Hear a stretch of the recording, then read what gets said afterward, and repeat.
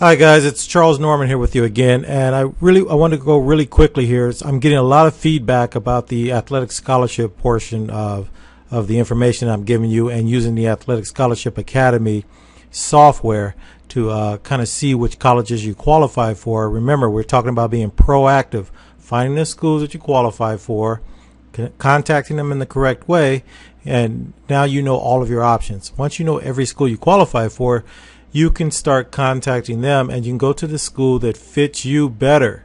So you want to get a list of every school you qualify for. But that's not what this one is about.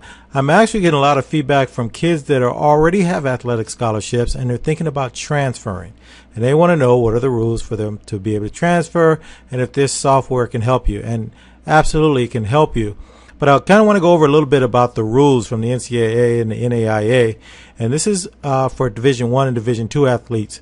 Division III athletes can transfer anytime. Remember, there are no athletic scholarships, and I'm using the quote marks, the air quotes here, for Division III schools, but they will give you money if you're willing to go to their school. In fact, they're better at finding money for you than many of the Division I and Division II schools, and we'll get into that a little bit later. But let's talk about if you went the old-fashioned way and you didn't follow our advice and go the proactive way, and a college came after you and offered you a scholarship and you accepted it. Whether you're in your freshman year, your sophomore year, your junior year, it doesn't matter, but for some reason you're not happy. And trust me, it happens a lot more than you would think. Now, the actual transfer rates for the major sports, and these are the ones that you're really going to have to pay attention to if you're playing football, you're playing men's or women's basketball, you are playing men's ice hockey, and baseball, which is men's. Those sports are the ones that have the most restrictive rules on them.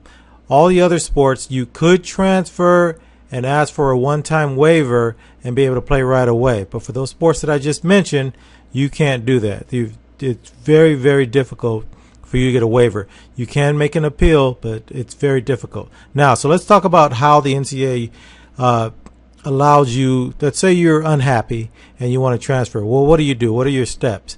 First of all, you cannot contact another school or college, or they cannot contact you, both, until you have written permission from your school, the school that you have played for, you have attended.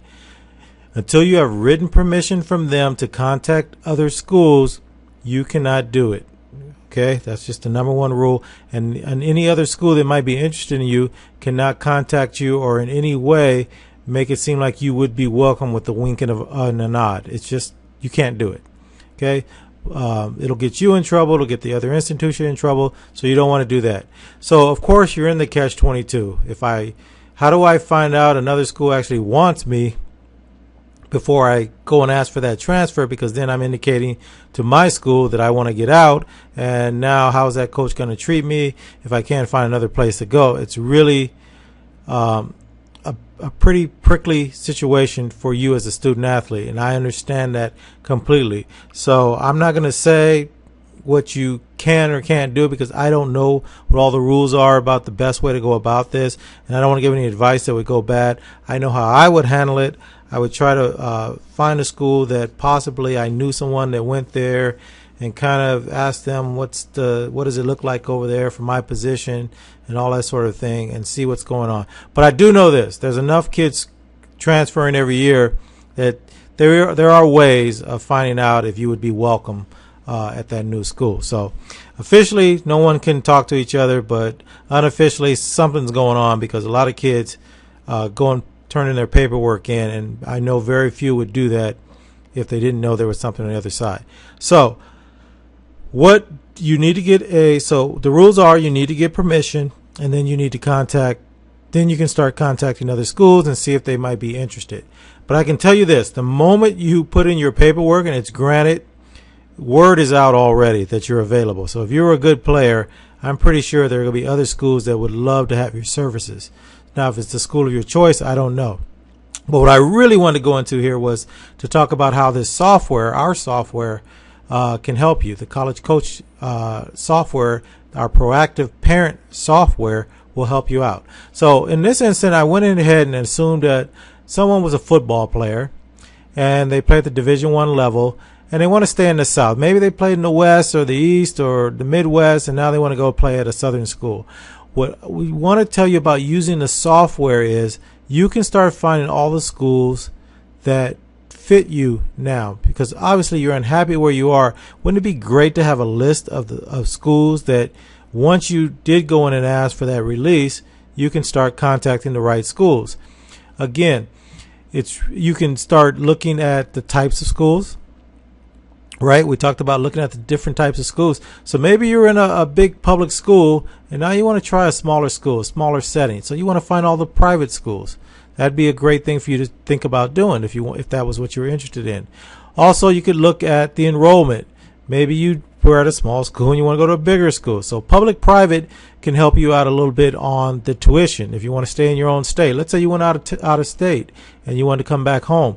Be great to know which schools you qualify for in your home state, because you would get in-state residence prices versus trying to go to another school out of state, and just in case you had to pay for that first year.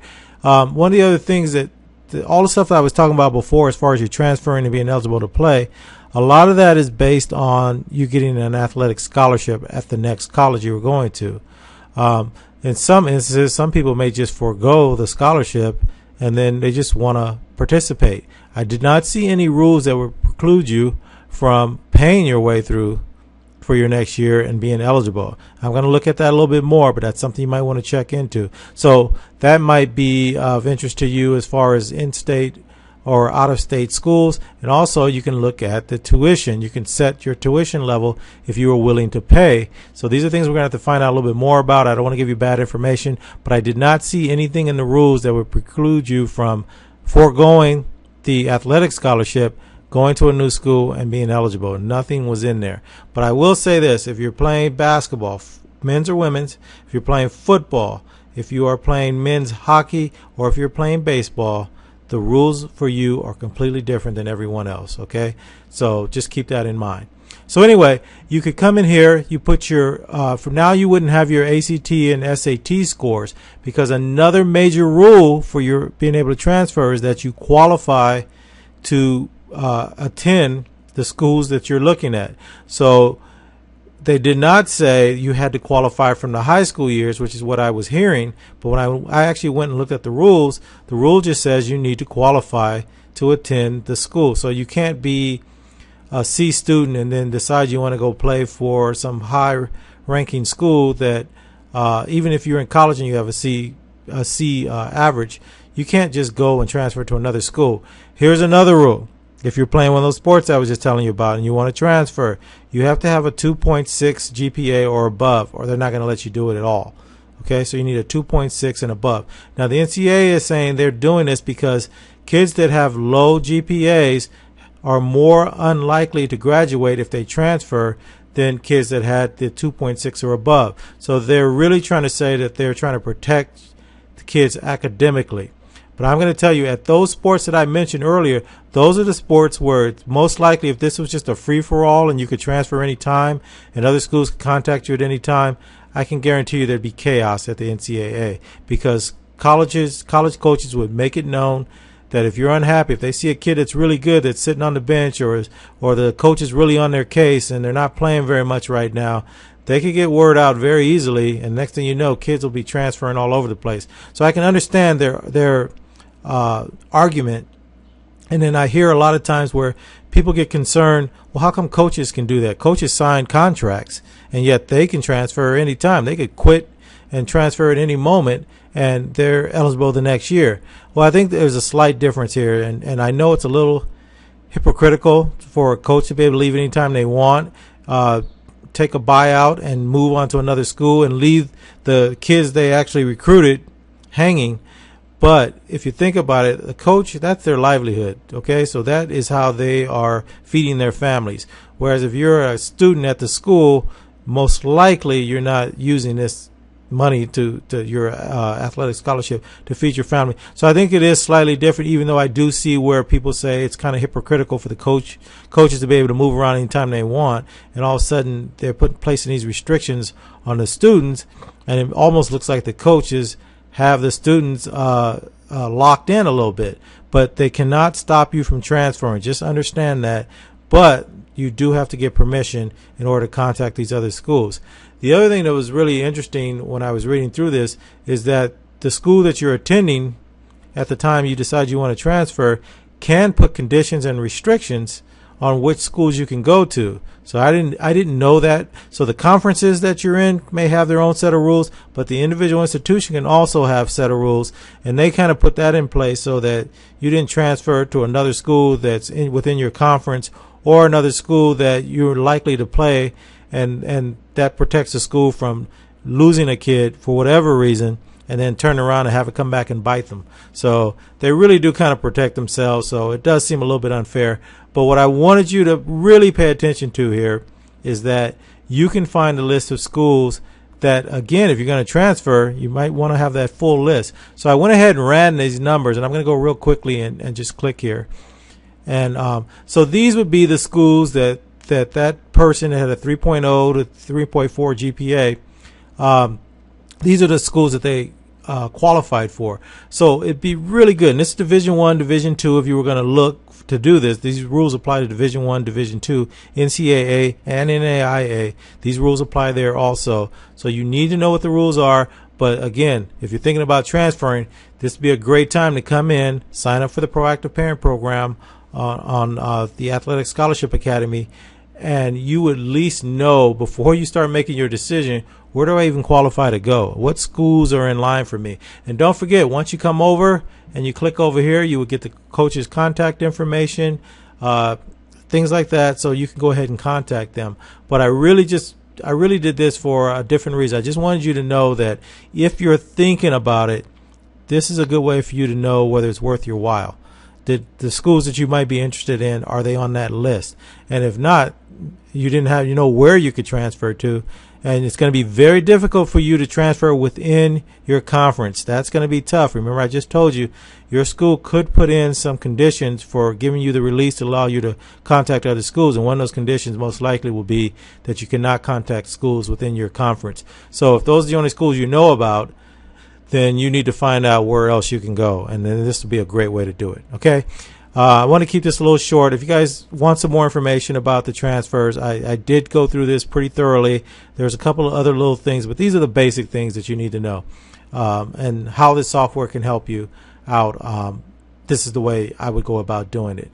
Oh, by the way, you'll see now we've added another little section here called User Profile. I'm going to do a complete video on that later on. This is really cool. I just want to make sure we have everything in place before I tell you about it. It's already up and available, but before I give you all of the advantages it's going to give you guys, I want to get it all down first, and then I'll make a separate video. All right, guys, I really just want you guys to be happy. You know, that's really what the bottom line is, to find a school that fits you. Too many times people are going the other way around, trying to get discovered, accepting the schools that discovered them when they could have had quite a few schools that they didn't even know were available to them. If they would have only reached out and contacted those schools, they could have went to a school that fit them. The coaching style fits them, the playing style fits them, the college campus fits you, your major that you're going for is right there. Instead of you having to settle for who found you go find the schools that you want to go to. That's the way we're approaching this, and that's the way we want you to approach it. All right, you guys, best of luck to you, and we'll talk to you guys later. Bye.